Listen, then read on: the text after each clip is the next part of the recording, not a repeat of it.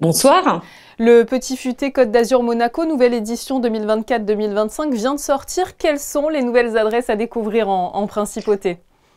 Oh, ben, en principauté, il y a toujours des bonnes adresses à découvrir chaque année. Le principe du petit futé, c'est de vérifier les bonnes adresses du guide, essayer de dénicher un petit peu les petites pépites. Alors, il y a toujours plein de choses. Il y a Amazonico, évidemment, qui fait partie des nouvelles pépites. Qu'est-ce qu'on a? On a retesté, évidemment, le café de Paris, qui a été complètement revisité, là, déjà depuis la fin de l'année, avec sa nouvelle version. Il y a des choses aussi un petit peu éphémères, comme je pense à l'Odyssée, le restaurant de l'hôtel Métropole, qui a fait une pop-up qui s'appelle Zia, où on mange autour de la piscine d'admirables pizzas, même des pizzas sucrées. Donc il y a tout un tas, il y a toujours plein de choses qui se passent en principauté chaque année. Il faut le dire également, sur votre site, vous proposez un petit peu les incontournables de la principauté. Je pense au Palais Princier, au musée océanographique ou encore au jardin japonais. C'est vrai que on outrepasse un petit peu la partie restauration et on se consacre également sur le côté culturel de la principauté. Oui, complètement, parce que le Petit Futé, j'aime bien le rappeler, n'est pas que un guide de gastronomie, c'est un guide touristique en fait qui s'adresse aux gens qui viennent visiter la principauté, qui s'adresse également aux résidents de la principauté qui veulent aller voir un petit peu ce qui se passe chez eux, mais également ailleurs en dehors des frontières et notamment sur les Alpes-Maritimes.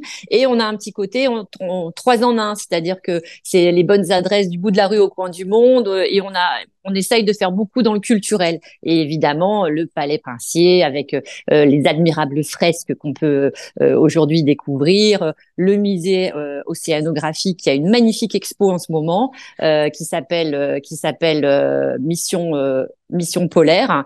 Enfin voilà, il y a plein de choses, il y a plein de choses qui se passent en principauté. Il y a une super expo également Grimaldi qui a commencé il y a pas longtemps. Donc non non, c'est vraiment plein de bonnes choses à découvrir chaque année. Et puis sur le Petit Futé, on en a parlé, mais vous conseillez également de nombreux restaurants. Et on peut le dire, à Monaco, il y a du choix avec 7 établissements étoilés et 11 macarons réunis sur 2 km². Monaco est un paradis pour les gourmets, c'est vrai, de tout horizon. Pour les gastronomes, mais dans le Petit Futé, on trouve aussi des bonnes adresses qui sont du petit prix jusqu'au grand luxe. Alors le grand luxe étant le Louis XV, mais moi j'aime le marché de la Condamine avec toutes ces petites échoppes. Il y a petits restaurants, je sais pas, je pense à Popelta qui est là, un restaurant italien qui est là depuis très très longtemps et qui est d'une régularité exemplaire. Il y a des restaurants de plage très sympas comme Muse au Méridien Beach Plaza. Moi, j'adore aller manger des huîtres aussi à côté du bureau, sur le port à Fontvieille. Bah voilà, on a vraiment un panel hyper large en fait, avec plein de choses à découvrir, quel que soit finalement le budget. Et puis la principauté est une destination qui a toujours la cote auprès de tout type de catégories. On y voit des familles, des couples, des amis. Pourquoi attire-t-elle autant selon vous? Alors pourquoi? Justement pour cette pluralité, c'est-à-dire que vous êtes en famille, vous voulez faire du culturel, eh ben vous allez sur le Rocher et vous allez combiner le musée océanographique et le palais, et ça fait après aller me grignoter un petit bout dans un des restos, et ça fait une sortie, on va dire familiale et très très accessible en termes de prix. Vous voulez être un peu plus dans le fast, ben vous allez faire une virée du côté de Monte-Carlo et vous allez dîner dans un restaurant étoilé ou dans un restaurant un peu branché comme la Môme, par exemple, sur le port. Enfin, vraiment, il y en a pour tous les goûts. Et ce qui est important aussi, et nous, en fait, le Petit Futé, on sort en été, mais c'est un guide annuel, en fait. Et c'est que quel que soit, ça, ce qui est génial, c'est que quelle que soit la période de l'année, c'est pas que en période estivale, ben, il se passe toujours quelque chose à Monaco avec beaucoup d'événements culturels qui attirent également ben, des citadins, des gens qui habitent à Paris, à Bruxelles, à droite et à gauche et qui vont venir passer juste le week-end. Monaco, c'est, je pense, une destination, comme nous on dit, c'est comme un city trip, c'est-à-dire que on vient à Monaco comme on pourrait se faire un week-end à Rome, à Londres, à Bruxelles, à Amsterdam. C'est vraiment une destination à la fois citadine urbaine, mais évidemment après on peut aller faire du bateau, on peut aller faire plein de choses parce qu'à côté il y a la Méditerranée qui vous tend les bras.